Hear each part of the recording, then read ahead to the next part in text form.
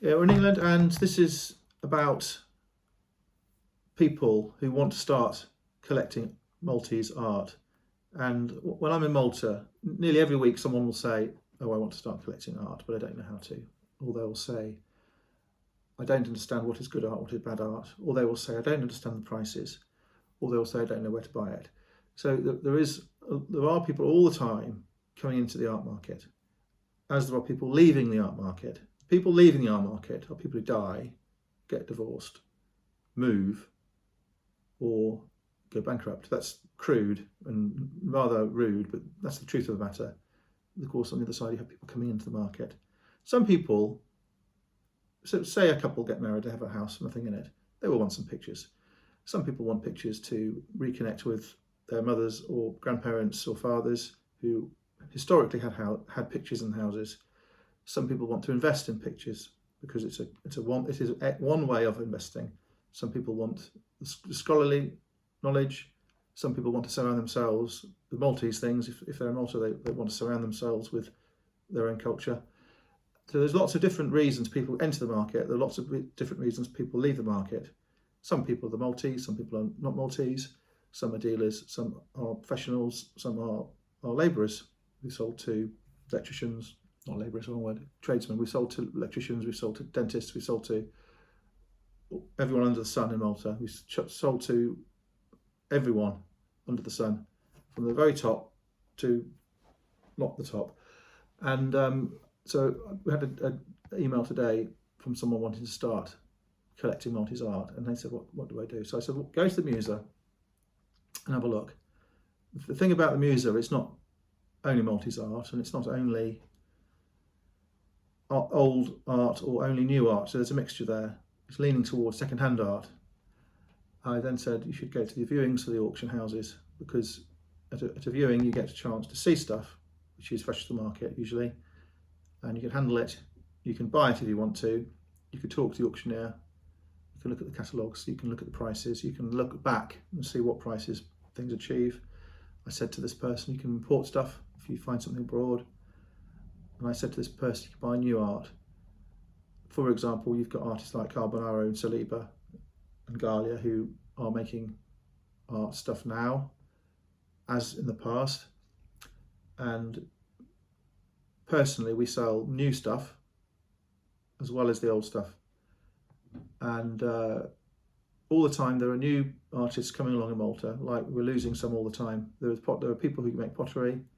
There's people who do different types of painting.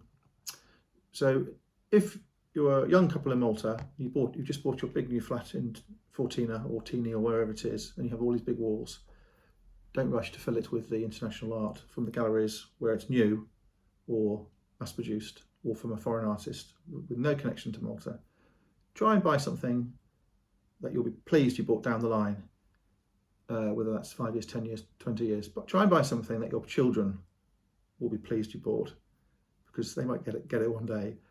And it's far better for them, if they're Maltese, to have something Maltese or featuring Malta. So you've got the museums, the collections, you've got the exhibitions from the modern artists. And if you have an artist who's 70-year-old and he's still painting, for example, not just a modern contemporary artist, he would have been painted 30 years ago or 40 years ago. So it all merges together. Look at the auction houses in Malta, go to them. Try buying stuff, start at the bottom. You can buy a Maltese something for €100. The price of going out from me in Malta. You can look at the foreign auction websites and you can buy stuff and have it brought back to Malta, though the costs are horrendously much worse than you would even ever think the cost of getting stuff back to Malta with the customs and the shipping. And there are many dealers in Malta as well. There's a dozen dealers who've got lots of stuff, who are knowledgeable, and people like the auctioneers and the dealers don't expect everyone to come in and buy something. They're quite happy to show people things, because it's very much, sometimes you sell, sometimes you don't, same as an auction.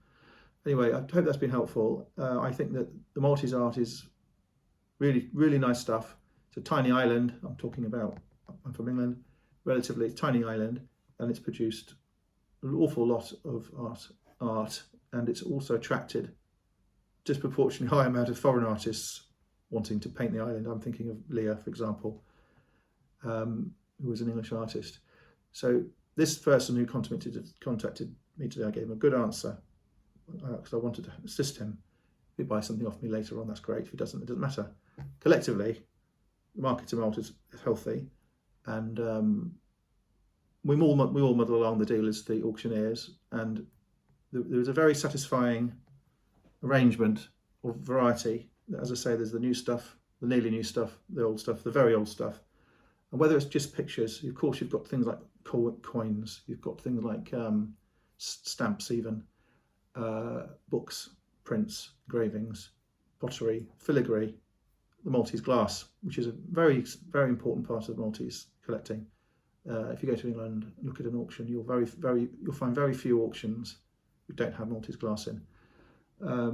There is the lace, and there are these other aspects, the militaria, the World War II stuff, the Knights era stuff. There's so much stuff, manuscripts, there's maps. There's so much stuff that you can buy, which relate to Malta, not only pictures. It's really good fun. Okay, thank you.